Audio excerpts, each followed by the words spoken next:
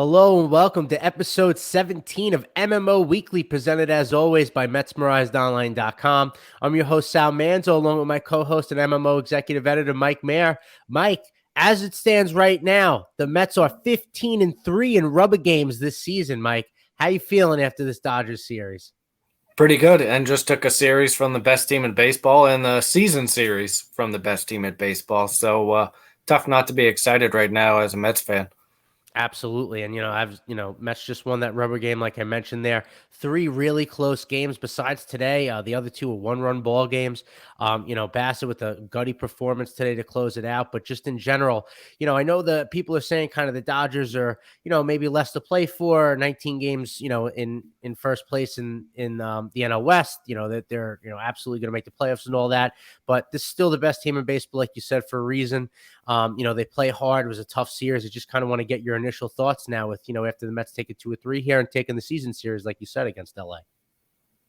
Yeah, I mean, regardless of the players that they have available and the way Dave Roberts decided to use them, like Jake Reed getting the save against the Mets in the first game of the series. Yeah, I mean, this is a good team. It's a good lineup. The Mets still had to face good starting pitching, very good starting pitching. And the offense didn't come up with a lot of hits in the series, but they came up with big hits the last 2 days. Francisco Lindor had a monster series for the Mets, was on base 7 times, stole a big base today, made a couple of nice defensive plays today. I mean, it's almost like SNY didn't really need to write that hit piece about a guy who's been one of the best players in the National League this year. Yeah, no, I agreed with, kind of everything you said there. Obviously the offense has struggled the last few days, and I don't know if it's struggling or they just kind of faced, good pitching and a good team in the Dodgers. But, Lindor, it's nice to see him get on track. He has been scuffling a bit. So it was great to see, especially today. Obviously did everything, made the great play in the field, obviously had the tying double, huge stolen base there at third. Obviously, he's not going to say anything, but I think everybody in the building and was watching thought like Lindor was thinking, this guy's probably not going to get a hit. So I got to get over to third base. So at least if he makes contact, we could tie this game. And we'll get to rough, and kind of it's been rough for Darren as a Met so far. But listen, the Mets are 36 games over 500 now. Obviously the Braves on their heels. We know it's going to be a tough month, down the stretch, but man, this team just does the little things right, and they take advantage like they have all year. You saw the Dodgers made a couple of mistakes, to let them back in this ball game today. They take advantage, and I, another guy in the middle of all this is Starling Marte, right? Hustling out there, to get the base hit early in the game, then gets the big knock there later. Great, tremendous right field. And, I can't help but think about, a guy like Michael Conforto, who we heard yesterday had gotten a 2-year deal offered from the Astros. I think it was 2 years, $30 million was reported. Shocked he didn't take that.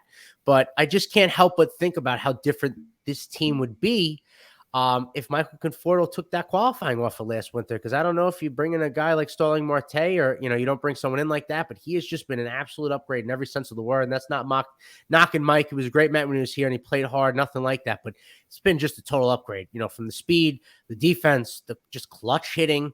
I feel like he's one of the huge unsung heroes of this team so far. And obviously, we'll get to like Timmy Trumpets and all that stuff, but, Ottavino, another huge series. He's been huge all year outside of, a couple of spots where I think he just was overused at points so far this year. He's been nails. It's just a different guy every night. They do the little things right. And, you see, we didn't even get to Degrom, but, now a team like LA comes in, you feel like, after a series like that, obviously I think, can happen in October, but, you think you can really go toe to toe with anybody now with, hitting the team kind of hitting their stride together. Yeah, I think Adam Ottavino is really the guy we don't talk about enough, or anyone talks about enough. He's now got 3 saves over the last week. ERA just over 2 for the entire season. This is a guy that's severely cut down on his walks. And as they mentioned today, has kind of changed how he pitched. He's using a slider as much as he was before, but he's really using his fastball in a different manner.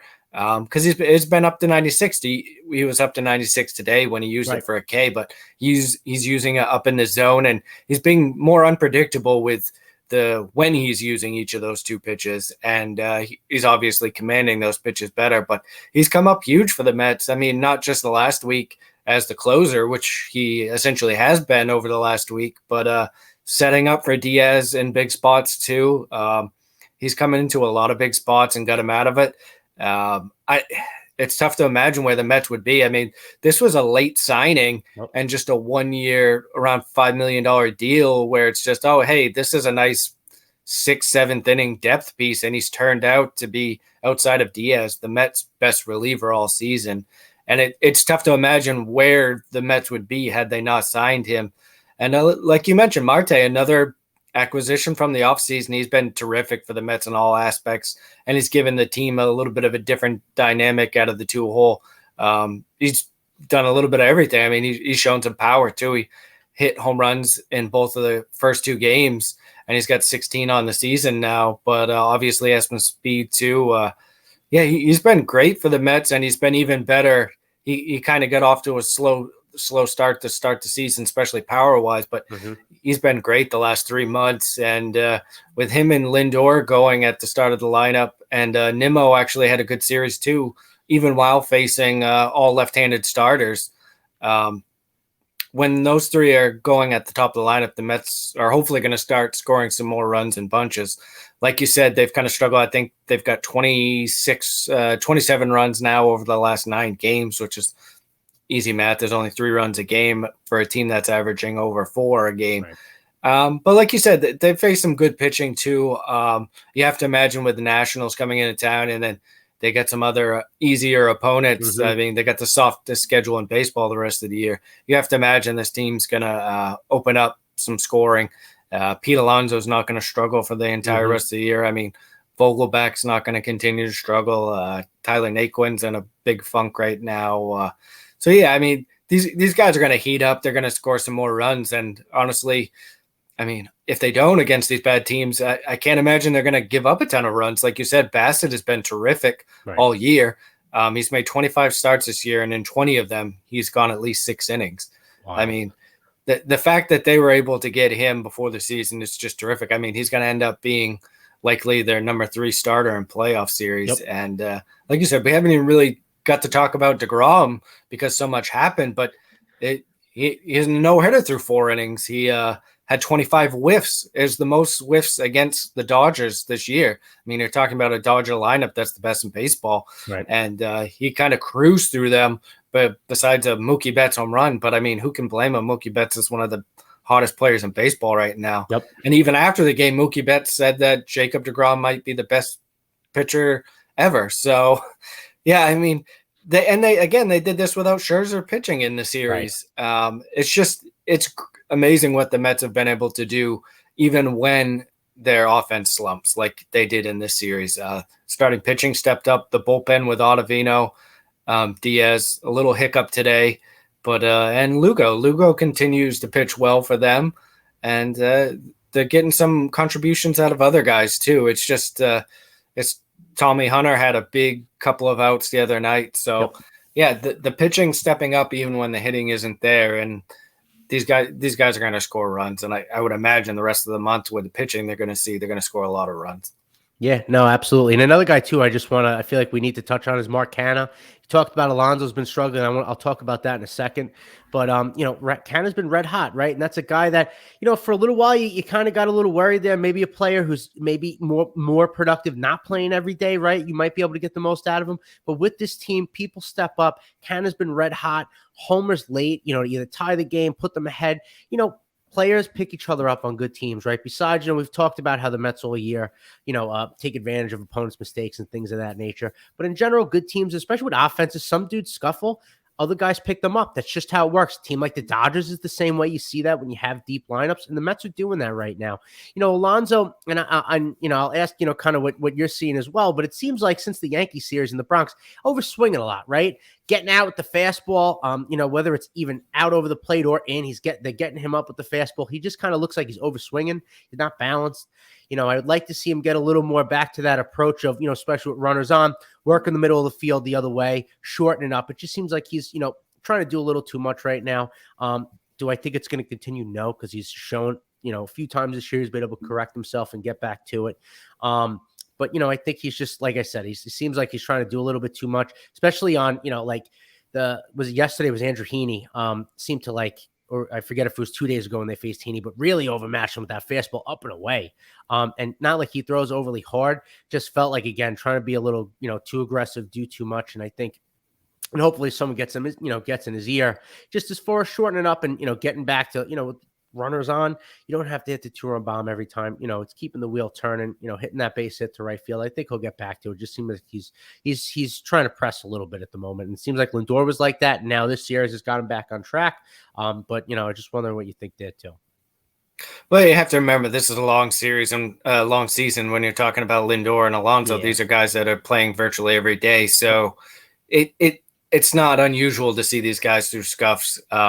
Pete does look, he's tardy on the fastball. You talked about it. And even with Kershaw today, he got up in the count against Kershaw and kind of missed a couple of fastballs when he was in a good count, and the fastballs weren't well placed either. So I would say the one thing I was kind of surprised today is that Buck didn't get Alonso off his feet. Mm-hmm.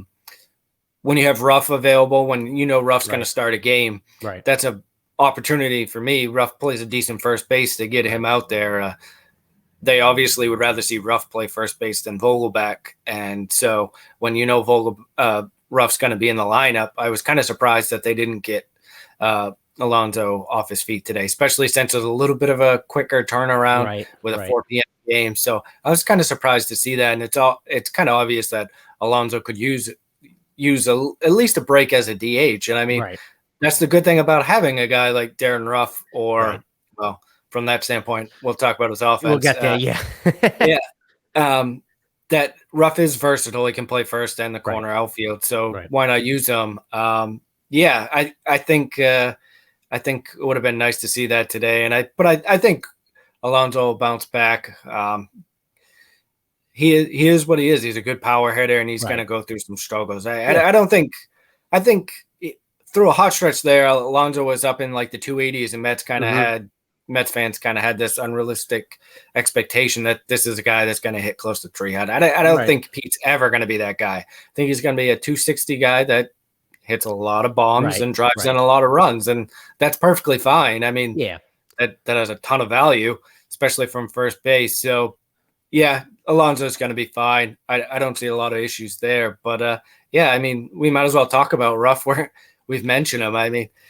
This was the series. Look, Ruff hadn't got a chance to play much. He had under 30 plate appearances coming into this series, and then they had a chance all versus lefties this series, and he had a couple base hit. He had one base hit, and he had the big sac fly today. I think that was a big at bat for him, and that actually ended up being against a righty that he almost put out. That ball carried pretty well and almost went out in left field, but either way, he drove in a big run. But he has struggled. He had a weighted runs created of, I think it was 57 in August. So, obviously that's very poor and not what the Mets are expecting when they traded JD Davis and three others. And 3 prospects for Ruff. So, this is a guy that has to come through. Obviously, he's still going to get the chances, mostly because, we're going to talk about it later, but we might as well talk about it now, is the fact that he's going to keep getting the chances because today was the September call-ups, and the Mets went with Adonis Medina and Devin Marrero. No Mark Vientos. Very strange. We'll get which is puzzling. I know Showalter said it today with Guillorme hurt and Beatty hurt that they needed a backup infielder, and that's all fine and well. And maybe if Lindor gets hurt, then you call up a backup infielder, a backup shortstop. Or if you have someone better than Devin Marrero, I'm sorry, I'm not trying to rail on Devin Marrero. Good for him for making it to the big leagues after starting the year in indie ball, playing for the Long Island Ducks. But go Ducks. There's no reason to have him at the big league level simply just to be a backup infielder. That's not going to play unless someone gets injured. That's the only scenario where he's playing. And if someone gets injured, you can call someone up the next day and kind of plug in a game. They did it earlier this season with Mark Canha having to play in the infield. They had Escobar play shortstop in a minor league game for this purpose. So he can slide over to short. Jeff McNeil has played short in his minor league career. He can go there. So, Marrero can't hit. he didn't hit in the Right. minors this year. Right. He's never hit in the major leagues. So, and like we talked about, the Mets are kind of struggling, scuffling to score runs, talking about Ruff struggling right now. And Vientos has been terrific since May. Right. We're talking about months and months of good production at the AAA level. And he's got over 100 games now in AAA. Right. The guy's got legit power. He's posting great exit velos. He's cut down on his strikeouts recently. He's hit righties a little better recently. He's still hitting the ball on the ground a little bit too much. But again, that's something he's improved on recently, and he's been playing more third recently. So I just don't understand. This isn't the first time the Mets have had an opportunity to bring him up. Right. And it feels like they kind of missed the opportunity again. Previously, they could have had him come up and be the DH before they decided to trade for Ruff and give him some run there, and an opportunity to see if they needed to trade for a guy like Ruff, and they just decided not to do that. For whatever reason. They kept on throwing JD Davis and Dom Smith at the problem, which didn't fix it, obviously, because Smith is in the minors and they traded Davis. So to me, it's just the value that he can bring as a bat, whether he's starting or whether it's off the bench, is far more than you're ever going to get from Devin Marrero potentially playing 1 or 2 innings defensively. It just that didn't make sense for me from Buck saying it, and it didn't really make sense when Epler had a quote to DeComo, and he mentioned defensive how he's versatile, but he also mentioned handedness. And which got me wondering, I'm not sure Billy Epler knows who Mark Vientos is or Devin Marrero, because Devin Marrero and Mark Vientos both hit from the right side. So that was a little weird that he mentioned handedness. So I don't know what's going on there. I mean, there's warts there. I mean, you wouldn't want Vientos starting like a week straight at third base. Like his defense. His defense is below average. It's right around JD Davis, maybe slightly below what JD Davis was at third, but he does. He has legit power. He's going to hit a ton of home runs in the big leagues probably, and that's what the Mets need right now is power. I don't have a great answer for it. I mean, between him not getting called up earlier as the DH, then them not trading him for pieces that they could have gotten to continue to improve this team, and then not calling up after the trade deadline. It's not really clear what the Mets plan is for Vientos because Ruff is under contract through next year, and so is Vogelback. So it'll be interesting to see, I guess, this offseason what they do with Vientos. The only other possibility I was thinking about is once Guillorme comes back and they send Marrero down, so you have Guillorme as that backup infielder. Maybe then they decide, well, since we got Guillorme here, you can bring Vientos up, but then you'd have to short the squad somewhere else because they're not going to send Gore back down because Gore is going to be up for the postseason now. I mean, he has the best job in sports. We'll get to that. He's got the best job in sports. We'll get to it. You could send an arm down. If you didn't want an extra arm, but the Mets normally always use that. So, but just for clarification, the Mets could call Vientos up still the rest of the season, and you would be eligible for the postseason. Really? Okay. And again, and you bring up the point, right? They had chances to bring him up, I believe it was June, to be the DH. Then I forget the player, and I believe it was a reliever at deadline that they weren't willing to part with. They said they weren't willing to part with Vientos. So then if that's the case, then again, it's just strange because like you said, then why isn't he up now? Because I don't know if they're stubborn because they gave up too much for Darren Ruff. I don't know if that has a little bit to do with it because it's not like Darren Ruff is also this gold glove caliber defender, right? Himself, he's an average defender. He's here because he was able to hit lefties, but now he's just not able to hit anyone. And I'm not knocking on the guy. I know it's hard to come, from another team, from the West Coast in the middle of a pennant race. I get all that stuff, but it's strange. You got to be able to bite the bullet somewhere and say, all right, this wasn't the best deal. We're not getting production here. Let's see what we have. Cause it's also, it's not like he's going to cost you a lot, Vientos, either. You're going to bring up, it's a young, controllable guy. And I guess I go back to like, I think of Michael Conforto, I think of Jeff McNeil. I remember them being held up and the advanced scouts saying their defense wasn't up to par, whatever. And it wasn't the case for any of those guys. I can't, and I can't say with Vientos. I guess I don't know. I've never really watched him play, other than clips I've seen him mashing baseballs. But is it that bad? He's a AAA baseball player. Like, is the defense truly that bad that like you're petrified to put him on a major league roster when he's probably maybe going to play the field once a week? He's there to slug. Just that stuff is weird. Like you said, hopefully it'll be like once Guillorme comes back, then they feel safe enough to at least bring that bat up. But at this point, it's all hands on deck. You gotta produce it to produce. It's not like you're not the Dodgers who have a 19-game division lead, right? The Braves are nipping at your heels, so you need to do whatever you can. And you said the numbers as far as the offense the last 9 games or so. It hasn't been great. Guys are scuffling, and a young kid shot in the arm. I don't understand why that's a bad thing. He did it with Beatty. And it worked out pretty well. Obviously, he got hurt. You'll get to it, but it was pretty productive for the most part at the plate while he was here.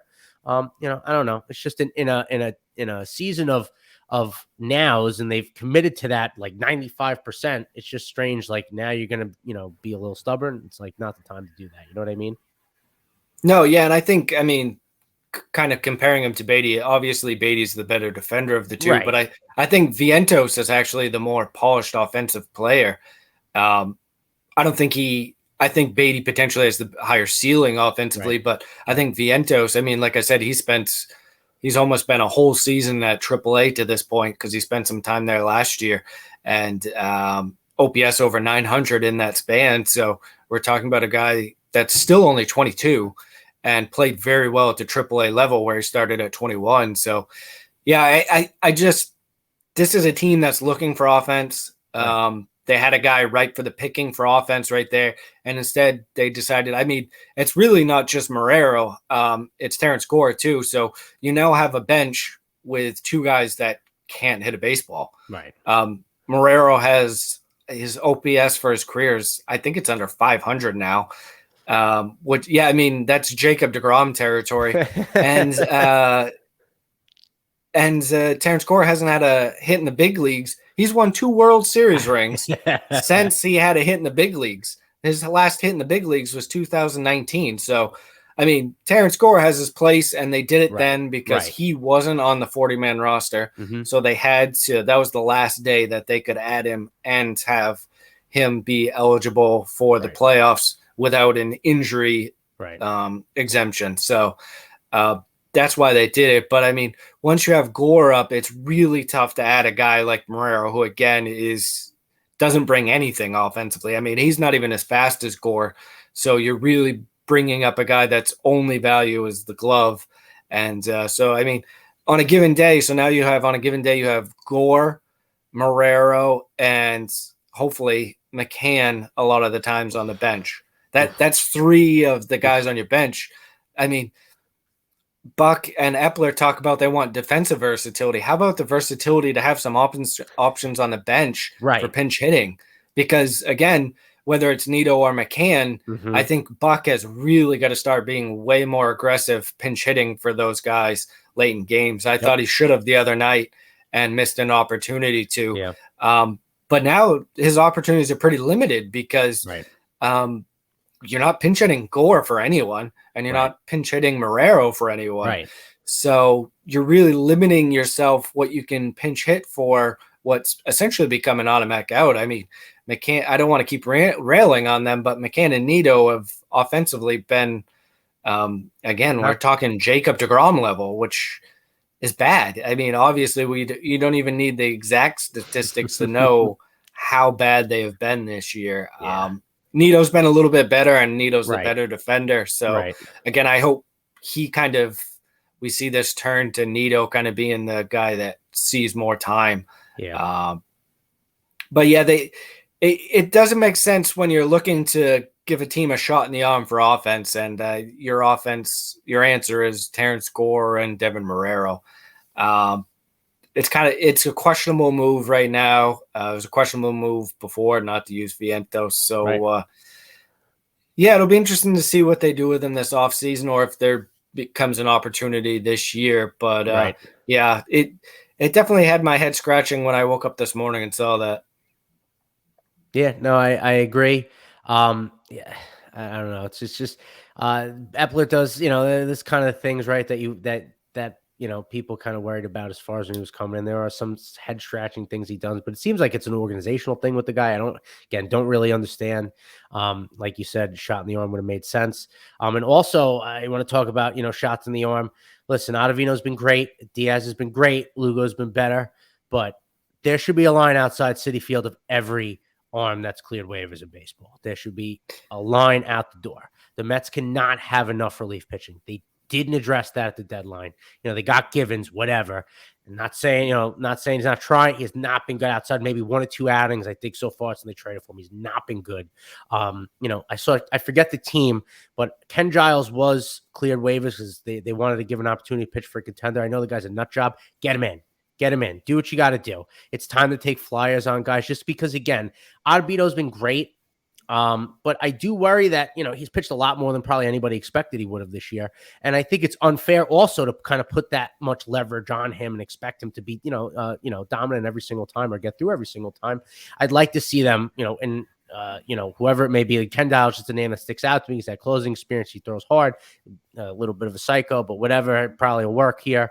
But just in general, it seems like they're still kind of in denial, like management in general, how they didn't address the bullpen. And like, if there's anything to me, forget the offensive scuffles, things like that, Vientos not coming up. I think the thing that potentially will bite them in the butt the most is that the lack of bullpen depth come playoff time and down the stretch here. I don't know how you feel, but, I think we kind of feel similar on that they have to bolster something, for the next month, I would think. Yeah, I thought it was, when the Mets, we'll go back to when the Mets traded Colin Holderman for Daniel Vogelbach. It kind of scratched ahead a little bit. I think it was a good trade for the Mets, right. But you were wondering, well, hey, they're trading Holderman, so they definitely got to trade for a couple arms. And even Epler said at the time, part of the reason why they did it was because there was a robust relief market. Those are his words. Yep. And then to only get Givens after you say it's a robust bullpen market is bad. Givens is fine. He's a 6th, 7th inning guy. It was fine to get him. He obviously hasn't worked out to this point. His last outing, he did throw 2 scoreless innings, so hopefully he can build on that. But to just completely ignore the left-handed part of the bullpen where the Mets still only have Joely Rodriguez is not good. They ignored that. If you're not going to get a lefty, then at least get a high leverage guy like David Robertson, who went to the Phillies and has pitched well there. So for them to strike out on the bullpen market, like you said, we're talking about the offense a little bit, how it struggled in the Vientos issue.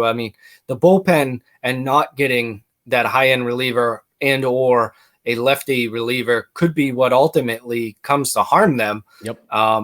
In the postseason. It's certainly come to haunt them already in a couple of games where, Buck has had to use guys in situations where I'm sure he didn't really feel comfortable doing it, but those were the options that he had.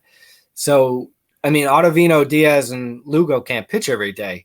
I think what Epler was really banking on, which I'm not sure is the right thing to do, I think always having more depth is the best move, but I think what he was banking on is the likes of Drew Smith, Lucchesi, and Tyler McGill coming back and pitching quality innings. Those guys aren't here yet. Lucchesi has now pitched 3 one-inning outings for St. Lucie, coming back from Tommy John. He hasn't allowed to run yet. He's looked pretty good. Obviously, he hasn't pitched in over a year, so this is kind of he's still building back up. It'll be interesting to see how many more outings they have him do before he kind of goes to a different level. I would think he would go to Double-A Binghamton pretty soon here so that he can face some better hitting and then get a couple outings there and then maybe a couple of outings in Syracuse and then see where he's at and if he's able to help the big league club. They could obviously use another lefty option. But I think the big one is what happened tonight is Tyler McGill pitching for Binghamton. He struck out the side for Binghamton. He was up to 97. Couple of strikeouts on his changeup, threw a slider too. He looked comfortable. He looked healthy. Obviously, one of the big things will be how's he feel tomorrow after his outing. But, he's the big wild card. I know we mentioned it before, and I think that's what Epler was banking on, and maybe it comes through for Epler. Right. Just you had to wait a couple of weeks for it to happen. But if McGill's healthy and pitching, I mean, him in the bullpen can be a weapon. He was up to 97 today, but I have a feeling if McGill's in the bullpen and he's pitching in the big leagues, he's probably 98, 99. Right. So that can definitely be a weapon. And they said that Drew Smith might start a rehab assignment this weekend. So, I mean, in theory, if you can get Lucchesi, Smith, and McGill all back at the same time with no other injuries happening, then the Mets bullpen starts looking much better than it is right now. But again, that's banking on those three guys coming back healthy and no one getting hurt before then. Right. Which is, it's tough to bank on that when you're talking about pitching and relief pitching. Yeah. A lot of things can happen in just a couple of weeks. So, yeah, I think Epler, instead of banking on those guys, especially when you knew they weren't going to be ready right away. I mean, we're already in September. That was a month that they could have had better relievers pitching instead of Givens and Rodriguez and some other arms that they threw out there. So, yeah, I think if there's something that certainly comes back to haunt Epler, it could be the fact that he just didn't do enough in the bullpen.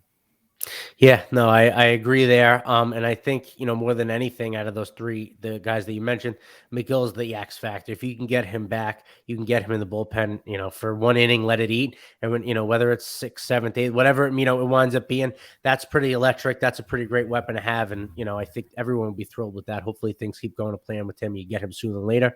Same thing with Drew Smith. Obviously he had a lot of success this year before he was hurt, but like I think we're in agreement, hopefully the lack of bullpen aggressiveness at the deadline doesn't come back to bite them because everything else seems to be working out well. And speaking of pitching, I want to talk a little bit about Jacob Degrom, Mike. And it's not going to be your typical Degrom talk. I'm going to nitpick a little bit, Mike. Don't bring out the torches, the pitchforks, and the fire on me. He's the best pitcher in the world. I don't want to get beat up. Let's not mince that. But he's had how many starts now, Mike? 6 starts since he's been back? 6 starts. His usage in 6 starts of his pitches. His four-seam fastball, 46.7% of the time. His slider, 44.2% of the time. Next most used pitch is the changeup at 5.6. I bring this up for a couple of reasons, Mike. Obviously, when you throw a 101 and you throw a 95-mile-an-hour slider, you could become a 2-pitch pitcher, right? It works. I get it. But I'm a little, I don't want to say concerned, but a little frustrated because it feels as though, and again, I get it, Jake's padding the stats a little bit, trying to get paid this offseason. I get it. Spin rate, Ks per 9, keep the whip low. Those are 2 pitches that are going to help a lot. I understand. I get it. And he's really good, right? But his 3rd time through the lineup when he's gotten to it this year, and I think it's now 2 starts maybe, he's hit walls. And for me, it feels a little different than the Degrom of past years. And I look back to like 18 to last year until he got hurt last year. Every time through the order, he had a different wrinkle, right? Whether it was fastball, slider through the first time through the order, fastball, changeup, slider, changeup, 3rd time through. There was always a wrinkle. Each time through that, the next time through the order, something different was in. He was able to keep hitters honest, and he was able to add a different wrinkle. This year, he feels a bit more stubborn. And I go to that 6th inning or 7th inning yesterday.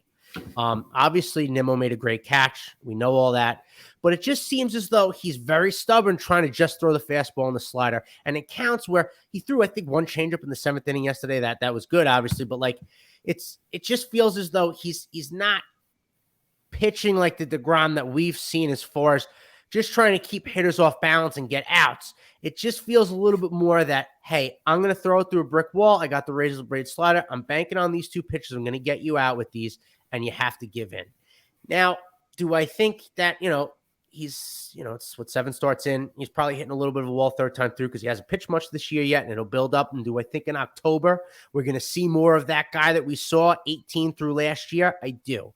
But it is a little frustrating. It's nitpicky stuff. He's the best in the world, but it does seem like he's gotten more stubborn to throw those 2 pitches because it might, wants to maybe come the end of the season those stats a little more padded. We're making sure, we're making a little more than our buddy Max per year, whatever. And I'm not knocking that, but it just seems it's a little more stubborn thrower than Degrom pitcher that we've seen. And maybe it's just because he was so freaking good for 3 years that it's a little different now, but it seems like we're a little more stubborn than usual. And I don't love that. I don't know how you feel. And again, he's still the best. It's amazing to have him back. I don't want him going anywhere. I don't want anybody thinking like, I want him out of here. No, pay the man, keep him here it's Tom Seaver, keep him here forever.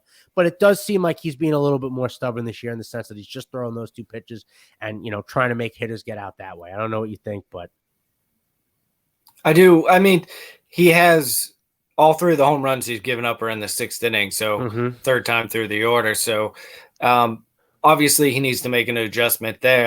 I do think he's kind of gotten rid of away from his changeup, and he did so last year too. I mean, he was typically a guy that was throwing his changeup like 16% of the time. He was down to, I think it was 9% last year. And like you said, it's actually down to 5.6% this year. So yeah, I mean, maybe it's just because it's only 6 starts in after missing over a year. So maybe that's his fastball and slider, the pitches he's most used to. So he's rolling with what he's more comfortable with. But yeah, I definitely think, especially third time through the order, the changeup is something that he should be using more. His changeup's really good. Well, I mean, I thought at some point in his career, before he was throwing sliders at 93, I thought his changeup was actually potentially his second best pitch at one point. But yeah, I mean, it's tough. It's tough to say more than that about Degrom. I mean, it might feel a little bit different, but he's still as Degrominant as he's ever been, and he's actually throwing harder. I mean, I know we've talked about in the past a lot about how he's incrementally been throwing harder, and you wouldn't expect that. But looking at stats today, he's actually a career high velocity-wise with his fastball, his changeup, and his slider. He's leading Major League Baseball in his velocity with his changeup and his slider. And we're talking relievers too, because there's some relievers that throw really hard sliders. He's still leading that, and he's throwing his fastball harder than any other starter. There's a couple of relievers that are throwing it harder, but so the velocity isn't gone. The velocity is there, which is just crazy to think about when the amount of time that he's missed is that he's throwing harder now than ever. And it's just wild to think about. He's still Degrominant, like I talked about, 0.55 whip so far. I mean, no one's ever done that through the first 6 starts of the season with as many strikeouts as he has.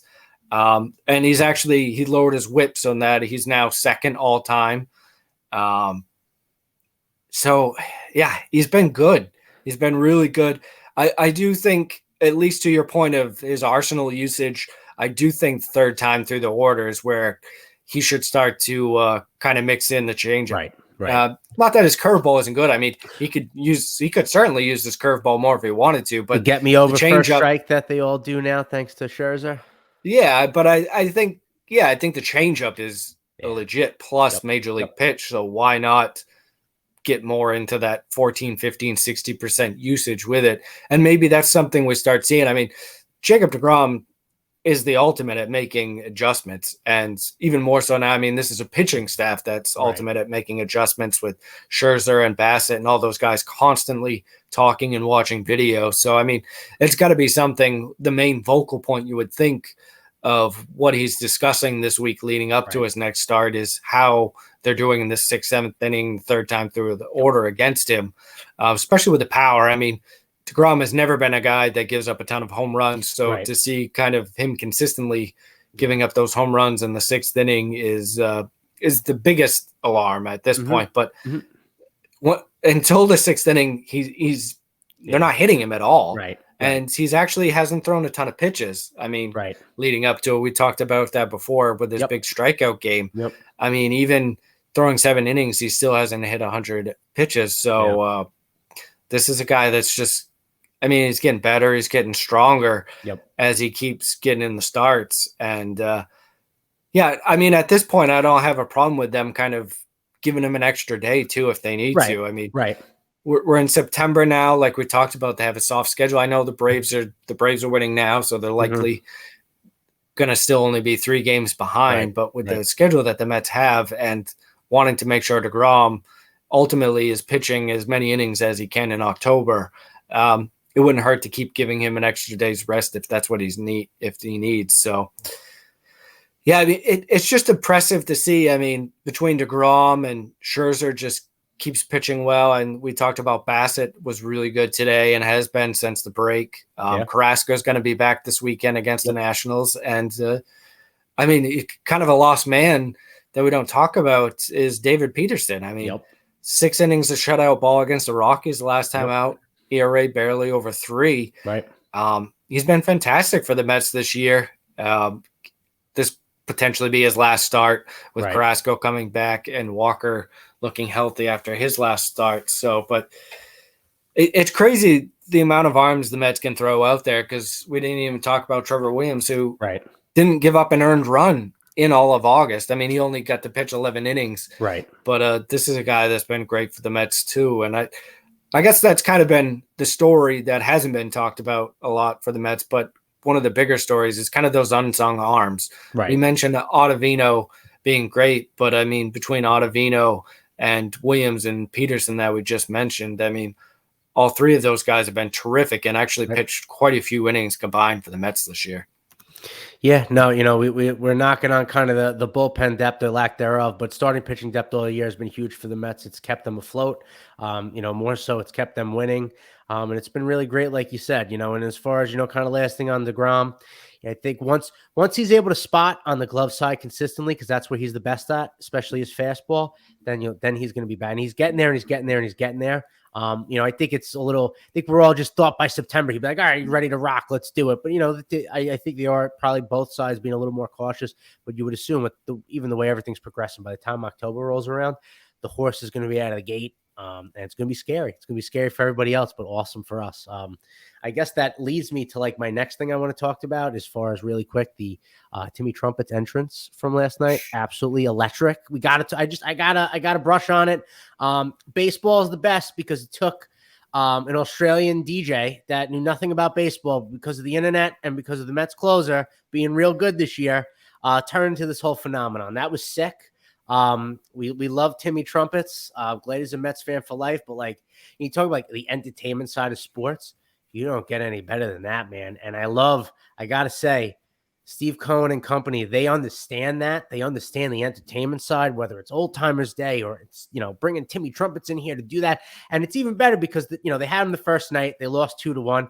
Cohen brought him back last night and said, hopefully we'll get another shot. And he got it. That was absolutely electric. As far as the entertainment standpoint of sports go, this regime of the Mets gets it, man. They get it, and they make themselves a lot of money with stuff like that. And the SNY broadcast, also shout out to them for showing this. They did a great job. I don't think any other broadcasting team show things like that. I can't imagine the ad money maybe they're losing not running the commercial, but to be able to see that like you're at the game, just a tremendous job all around. And shout out to Diaz because he shut the door, Mike. You can't do all that and blow the save. What did he do? Shut it. That's what good closers do. Makes it even better. So let me get your thoughts real quick on the Timmy Trumpet stuff. Yeah, I mean, it's a cool story. I mean, the guy didn't even really watch baseball at all. It's the first game he ever been to. He actually threw out a decent first pitch. Yeah, I mean, this kind of goes back to what I was reporting on early this year with Tyoshi Shinjo being the manager in Japan and the ridiculous entrances he had. Ridiculous in an awesome way, like in a good way, coming in a hovercraft and with a lit up uniform and all this stuff. Like that went nuts on Twitter. That's because that's what people want. They want entertainment now. They want it in baseball. They want this type of stuff in baseball. So it's great to see that it's happening and that everyone's embracing it. Because I mean, at this point, it's not just Mets fans. I mean, you go on Twitter and everyone, there's writers and fans, everyone besides maybe like Braves, Phillies, those type, understandably, everyone is embracing the fact that there's this cool, like, wow, this is must see TV. And it's not just from baseball fans, like we're talking about with Trumpet and some other people I've talked to. It's just something you just want to tune into and watch. And it's gone to the Orioles a little bit. Their closer, Felix Bautista, Yep. He's got the Omar from Omar the Y, I whistle, love which it. is super cool Love too. They dark the whole stadium Yep. and they just play the whistle and he comes in, and yeah, it's amazing. I mean, between Diaz and Batista, and hopefully some more closers get in on this. Yep. I mean, Yep. it's fantastic. It's good for the Yeah. fans. It's good for the game. It's good for the artist. In this case, for Timmy Trumpet. I mean, this was a 5-year-old song that's made Yep. a huge comeback, and I'm sure it made Trumpet a lot of money because of this. So for him to come and do everything was super cool. I don't go on Instagram much, but I watched a lot of his stuff on Instagram, kind of the behind the scenes of him doing it with the Mets. And you could feel like this was genuine for him too. Like it wasn't just because it was making him money. Right. He was genuinely interested and intrigued by all of this because he's an entertainer. So he saw the entertainment value in all of this. So yeah, hopefully they continue. Diaz continues to go out there and pitch well whenever it happens. And hopefully this catches on with more teams. I mean, I'd love to be able to see, we're going to see it hopefully with Diaz, assumingly in the playoffs, and maybe the Orioles will make the playoffs and we get to see the Omar whistle in the playoffs and that type of stuff. Yeah, that type of stuff's only going to grow the game of baseball and attract younger fans. So I really like what the Mets have done with that.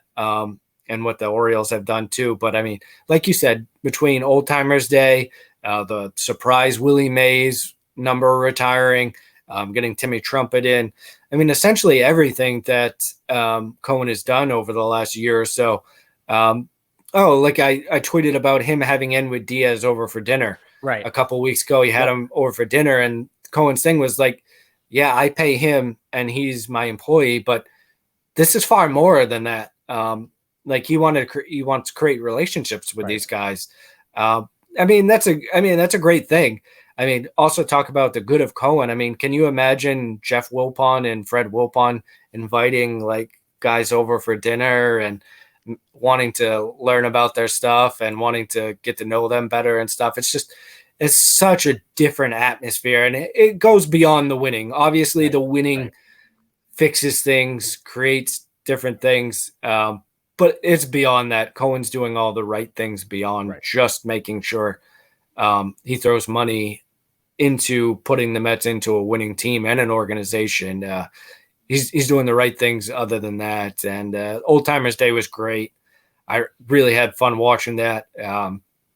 Everything they did was terrific. I mean, hopefully it's something that you wouldn't do it every year or whatever, but hopefully it's something that they do every once in a while so you can kind of get more players in once they've sat out a while, like a David Wright. I mean, to touch on that really quick, it was kind of unfair, the heat that David Wright was getting from a portion of Mets Twitter on that day. I mean, David Wright, I mean, there's a lot of reasons. I mean, he could still be playing right now if it wasn't for injuries. There's a lot. First of all, from a world-class athlete, captain of the Mets, we know he has a very life-debilitating injury with this stenosis. Something he's not, when you're the top of the world at something, you don't want to, if you can't do it, you don't want to like make yourself look bad or anything. And I totally understand that. And also, he's like, I don't feel like I am not an old guy. He tried a couple of years, like you said, he could still be playing. I don't even think he's 40 yet. There's plenty of time for all that. I think let's get his number retired first. Yes. And then go from there, which is going to happen, I'm sure, very soon. Let's go from there. We're not the Yankees who retire people's numbers while they're still playing. You know what I mean? Like, calm down. We got a lot of time, and also there's a lot of money to be made with those different events. You don't need to all stack it up together. Cohen understands that too. Different events make more money. And Cohen mentioned that. I mean, he mentioned that they meet every month and they talk about who they're going to do next or different things that they are going to do to celebrate Mets history. And like we've mentioned, I mean, beyond the winning this year, Cohen, since he took over, has been terrific with celebrating and honoring Mets history. So I'm really, I mean, in the past, if we're in this scenario and the Wilpons were the owners right now, I'd be basically like screaming maybe like once a week, like, are we going to retire right yet? Have they retired right yet? But I'm confident that Cohen's going to do the right thing there, get him retired, and maybe some other numbers. I know Doc Gooden, Darryl Strawberry, some other guys Dow should probably be the next two if we're being tossed honest. around. So we'll see what happens. But yeah, I mean, to put a bow on it, Cohen has done a terrific job with all of that stuff. and it's good to see. And it's good that it's combining this year. I mean, you can't just assume when they scheduled Old Timers Day and the Willie Mays thing that this was going to work out. The Mets were also one of the best teams in baseball. So the fact that this is all coinciding right now is just terrific for Mets fans, the way they've been able to get all of this in 1 year. And hopefully it just continues to get better from this standpoint. Agreed. And, I think another little wrinkle of it is too, players now, they see how organizations treat their players, treat past players, how the organization is run. It's not a surprise that Cohen wants to be out in front and celebrating Mets history, bringing the alumni back. It's also a pitch, so to speak, to the rest of the league for future players to want to come here. So, hats off for everything. It's only going to keep getting better. Love that stadium, looks great. And they've vamped it up a little bit as far as a lot of monitors and things of that nature. So just everything great there. I think, I guess real quick, I told Edwin Diaz, just want to, with every strikeout the man has, the price tag keeps going up. He probably had Edwin Diaz over for dinner to be like, please, don't be 200 million. Give me a little bit of a break. But, listen, he's been tremendous. Everything has been roses. On the big league front, I want to obviously just end the show real quick with a little bit of a minor league recap from you. I know Alvarez had a little bit of a thing going on. Wanted to get an update on that, and then we'll kind of wrap everything up. Yeah, I mean, the Mets ultimately got some good news today with Alvarez. He injured his ankle. I think it was August 23rd is the last day he played, and he hadn't played for a while. And then he had an MRI, and they were kind of waiting to see what happens. They kind of got a first opinion, and they wanted to get more. Some of the opinions weren't as bright as the others in terms of outlook. They were able to find out that he has a loose body in his right ankle. They're going to give him an injection and then kind of see what happens. They're hoping that he's going to return to baseball activities in 3 to 4 days after that. We're already in September, 3 to 4 days after the injection. That's just baseball activities. That's not games. So, and then ramping back up. Yeah, I mean, best case scenario, he's ready like mid to late September, and there's only about a week left of the Syracuse season, and obviously a couple weeks left of the Mets season. So it's good news, though. I mean, there was certainly talk of surgery, potential surgery, in one of the opinions that they had. So the fact that they think they're going to be able to avoid that is obviously great news. I mean, this is a guy that's going to be hopefully the linchpin behind home plate for the Mets for quite some time. So that's great news. I mean, we covered Vientos, the fact that he didn't come up. I think we covered that in a pretty good. Yes. It's pretty surprising still, but he's played well. Beyond that, Ronnie Mauricio had a pretty good August and on base over 300, which is good for him, and showed a bunch of power. There's not a lot going on now because kind of the season's dwindling down. Beatty's hurt. We didn't talk about that very much. He's likely going to miss the rest of the regular season. Could be back for postseason if they decide to roster him. But so we're getting close to playoffs. So St. Lucie Mets, they already won the first half of their division, so they'll be in the playoffs. And right now the Brooklyn Cyclones are in first place for the second half. So that would clinch them a playoff spot too. So those would be the two things to watch going forward. It'd be nice to see two of the teams in the playoffs.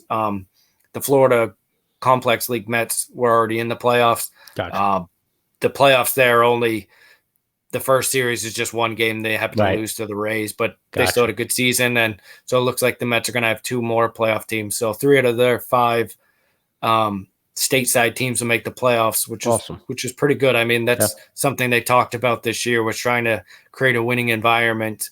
So it's good to see that. And hopefully there's no more injuries the rest of the year, and hopefully we get to see Alvarez back on the field before the season's over. Yeah, absolutely. Obviously, we want him healthy, all good. So hopefully everything goes well with that. But that's going to wrap up the show for this week. We'll hit you back with the recap of the National Series this weekend. Hopefully a nice sweep. But until then, let's go Mets.